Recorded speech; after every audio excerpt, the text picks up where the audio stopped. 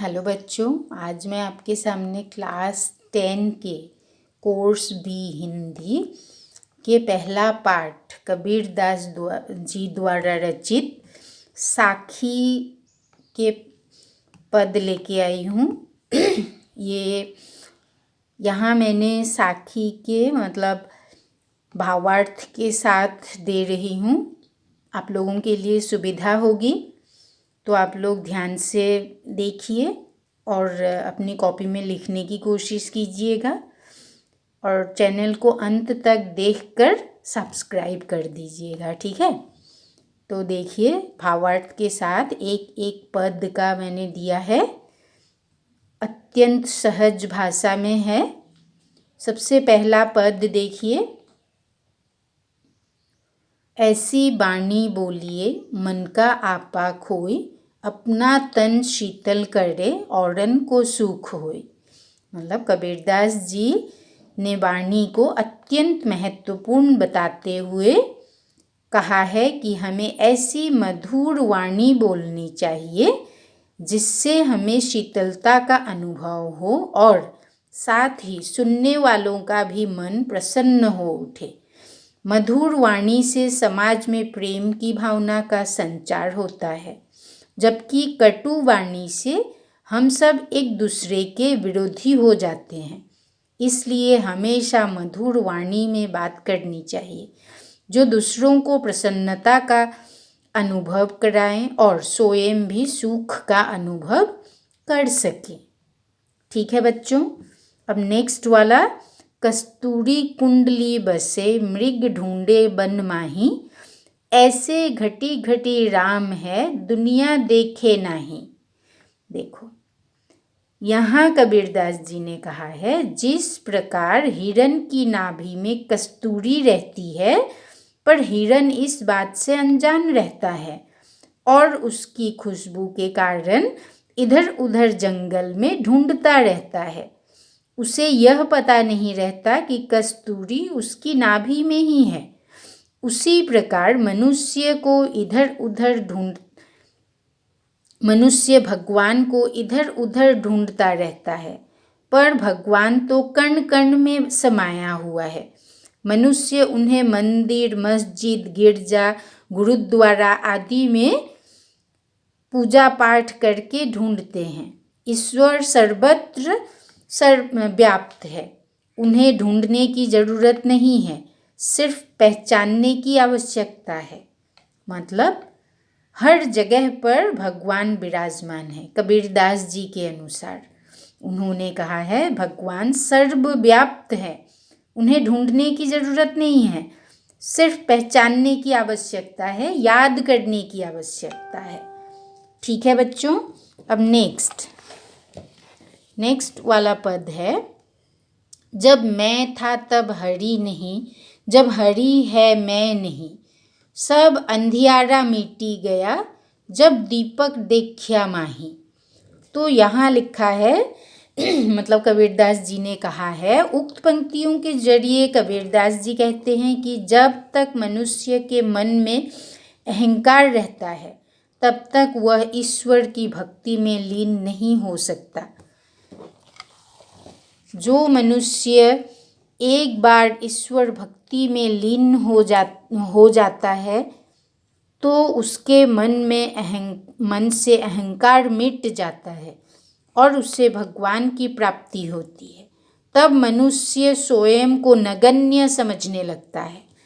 जिस तरह दीपक के जलाने से चारों तरफ उजाला फैल जाता है और अंधेरा मिट जाता है, उसी प्रकार ईश्वर भक्ति में लीन होने पर मनुष्य के मन में अहंकार मिट जाता है। मतलब जिस तरह दीपक के जलाने से चारों तरफ उजाला फैल जाता है, मतलब दिया जलाने से चारों तरफ उजाला फैलता है, अंधेरा मिट जाता है, उसी तरह से ईश्वर भक्ति में लीन होने पर मनुष्य के मन से अहंकार मिट जाता है। ठीक है, अब नेक्स्ट, सुखिया सब संसार है खाए अरु सोए, दुखिया दास कबीर है जागे अरु रोए। देखो, इस पद के जरिए मतलब इन पंक्तियों के जरिए कबीरदास जी कहना चाहते हैं कि समाज के ऊपर मतलब पंक्तियों के जरिए समाज के ऊपर व्यंग किया है कबीरदास जी ने। वे कहते हैं कि सारा संसार किसी माया में जी रहे हैं, मतलब मोह माया के बंधन में जी रहे हैं। लोग खा पी कर कोई चिंता किए बगैर सो रहे हैं। खा पी कर सोने में ही वे सुख का अनुभव कर रहे हैं। सिर्फ अपने बारे में सोचकर ही खुश है, जबकि सच्ची खुशी तो तब मिलती है जब आप प्रभु की आराधना में लीन हो जाते हो। परंतु प्रभु भक्ति का मार्ग आसान नहीं है। इसी कारण कबीरदास जी को जागना और रोना पड़ता है। अभिप्राय यह है कि वे भगवान की भक्ति करके इस जगत की खुशहाली चाहते हैं। वे मतलब सबको खुश रखना चाहते हैं भगवान की भक्ति करके। ठीक है, उसके बाद देखो, बिरह भुअंगम तन बसे मंत्र न लगे कोई, राम वियोगी ना जीवे जीवे तो बौरा होई। मतलब भगवान से बिछड़ने से कोई जीवित नहीं रह सकते, और अगर कोई जीवित रहते भी हैं तो वे पागल हो जाते हैं। बौरा होई मतलब देखो, उक्त पंक्तियों के जरिए कबीरदास जी कहना चाहते हैं कि जिस प्रकार प्रकार अपने प्रेमी से बिछड़े व्यक्ति की पीड़ा किसी मंत्र या दवा से ठीक नहीं होती, ठीक उसी प्रकार अपने प्रभु से बिछड़ा हुआ कोई भी भक्त जी नहीं सकता। उसमें प्रभु भक्ति के अलावा कुछ शेष बचता ही नहीं। अपने प्रभु से बिछड़ अगर वह जीवित रह भी जाते हैं तो अपने प्रभु की याद में वह पागल हो जाते हैं। अर्थात भक्त कभी प्रभु से बिछड़कर नहीं रह सकते। वे प्रभु भक्ति में लीन रहते हैं और प्रभु के साथ रहना चाहते हैं। अब देखो नेक्स्ट, निंदक नेड़ा राखिए अपनी कुटी बधाई, बिन सावन पानी बिना निर्मल करे सुभाए। देखो यह बहुत अच्छी बात कही है उन्होंने, कबीरदास जी ने, कि उक्त पंक्तियों के जरिए कबीरदास जी कहना चाहते हैं कि जो व्यक्ति हमारी निंदा करते हैं उन्हें कभी दूर नहीं करना चाहिए, बल्कि उन्हें हमेशा हमारे पास रखना चाहिए।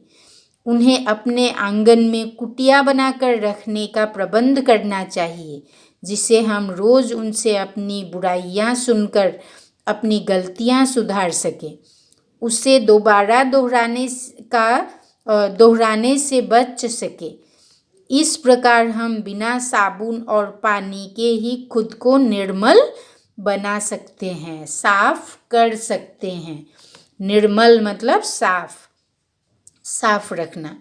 उसके बाद देखो क्या कहा है उन्होंने, पोथी पढ़ी पढ़ी जग मुआ, पंडित भया न कोई, एके आखिर आसिर प्यो का पढ़े सुपंडित होई। मतलब यहाँ पे उन्होंने कहा है, प्रस्तुत पंक्तियों के अनुसार सिर्फ किताब पढ़कर किताबी ज्ञान प्राप्त कर लेने से ही कोई पंडित नहीं बन सकता, जबकि ईश्वर भक्ति का एक आखर या अक्षर पढ़कर भी लोग पंडित बन जाते हैं। अर्थात किताबी ज्ञान के साथ साथ व्यवहारिक ज्ञान का होना भी आवश्यक है, तभी व्यक्ति ज्ञानी बन सकता है।